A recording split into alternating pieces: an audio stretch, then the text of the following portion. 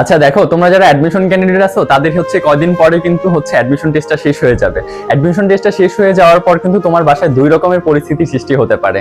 একটা হবে খুব ভালো, আর না হয় হবে খুব খারাপ। দুইটা পরিস্থিতি আমি তোমার সামনে তুলে ধরবো। জাস্ট তুমি ডিসাইড করবা যে হচ্ছে কোন পরিস্থিতির ভিতর দিয়ে তুমি যেতে চাচ্ছ।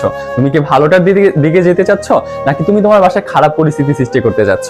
তো চলো একটু তোমার সামনে ভিজিবল করা যাক যে হচ্ছে তোমার সামনে কি কি পরিস্থিতি সামনে আসতে যাচ্ছে।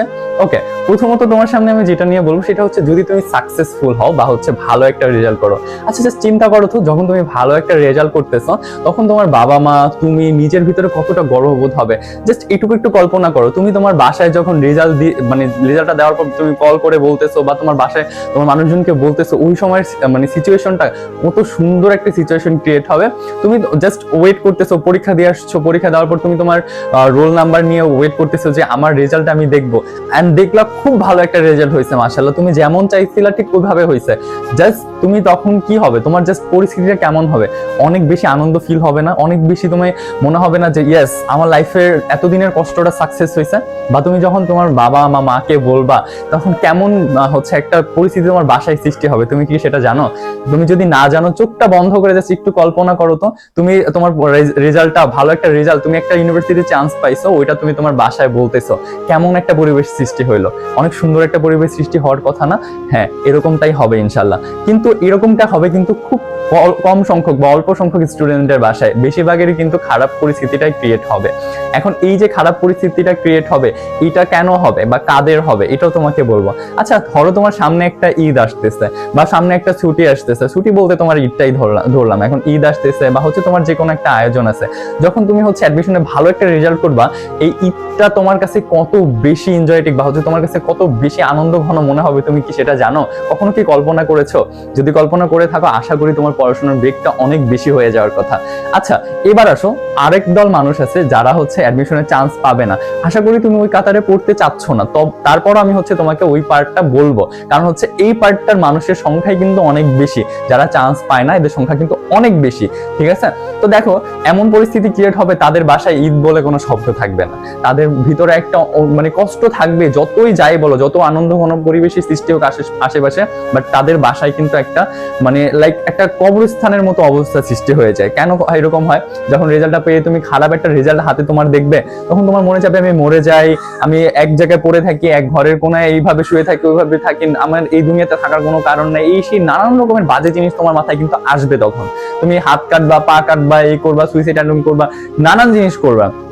তোমার একটা বন্ধু তোমার সাথে পড়ছে, তোমার চেয়ে খারাপ স্টুডেন্ট ছিল, ও গিয়ে যখন দেখবা স্ট্যাটাস দিতেছে যে হচ্ছে আলহামদুলিল্লাহ এই ইউনিভার্সিটি হয়ে গেছে, ওই ইউনিভার্সিটিতে হয়ে গেছে, এই সাবজেক্ট আসছে, ওই সাবজেক্ট আসছে, তখন তোমার কাছে এত বেশি খারাপ লাগবে, এত বেশি কষ্ট লাগবে, মনে হবে নিজেকে নিজে কতক্ষণ থাপড়াই যে কেন আমি এই সময়টাকে লস করছি, কেন আমি আমার সময়টাকে ঠিকভাবে কাজে লাগাই নাই।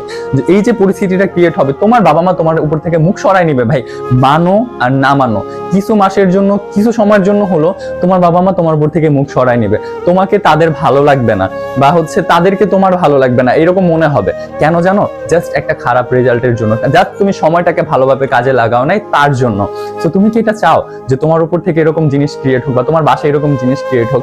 আমি কেন বলেছি যে হচ্ছে এই ভিডিওটা সম্পূর্ণ একা শুনতে, কারণ হচ্ছে এটাই যে হচ্ছে যাতে করে তুমি এই জিনিসটা ফিল করতে পারো যে তোমার বাসায় কি হইতে যাচ্ছে, যাতে করে তুমি এই জিনিসটা ফিল করতে পারো আগামীতে তোমার সাথে কি হতে যাচ্ছে।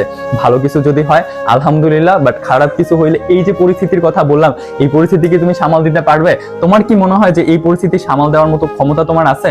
হ্যাঁ, যদি ক্ষমতা তোমার কাছে থেকে থাকে তাহলে বলবো যে হ্যাঁ আলহামদুলিল্লাহ। বাট এই যে পরিস্থিতিটা আসে, এই পরিস্থিতিটা সামাল দেওয়ার মতো ক্ষমতা সবার থাকে না, সবাই ভেঙে পড়ে, সবাই ডিপ্রেসড হয়ে যায়, যাদের রেজাল্টটা খারাপ হয়। অনেক পরিশ্রম করে অনেকে চান্স পায় না, অনেক পরিশ্রম করে অনেকে চান্স পায় না, তাদের তো অবস্থা আরো খারাপ হয়ে যায়। বাট এইটুকু যেন দিন শেষে তোমার বলতে না হয় যে হচ্ছে আমি আমার সবটা দিছিলাম বাট হচ্ছে চান্স হয় নাই, এরকম যেন না হয়। ঠিক আছে, যে তুমি তোমার সবটা আগে দিবা, তারপর যদি চান্স না হয় ওইটা আল্লাহর হাতে ছেড়ে দাও বা হচ্ছে তোমার সৃষ্টিকর্তার হাতে ছেড়ে দাও। বাট তুমি তোমার সবটা দাও, সবটা দেওয়ার পর যখন তোমার মনে হবে যে আমি চান্স পাইনি, এটা তখন তুমি জাস্ট ভাববা যে আচ্ছা এটা ভাগ্যের ব্যাপার।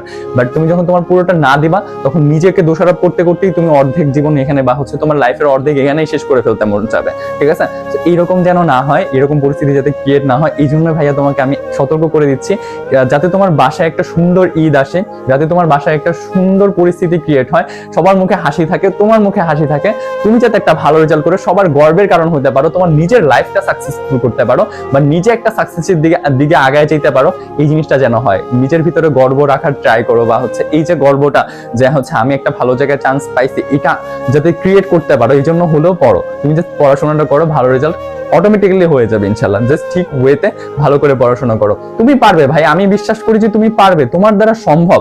সময়টাকে একটু কাজে লাগাও, বারবার করে বলতেছি তুমি পারবে, তোমার দ্বারাই হবে। এত আশেপাশে এত ভালো ভালো স্টুডেন্টদের দেখে মাথা খারাপ করার কোনো কারণ নাই। অনেক ভালো স্টুডেন্ট থাকতে পারে, বাট তোমার চেয়ে ভালো না যদি তুমি সময়টাকে ঠিকভাবে কাজে লাগাও।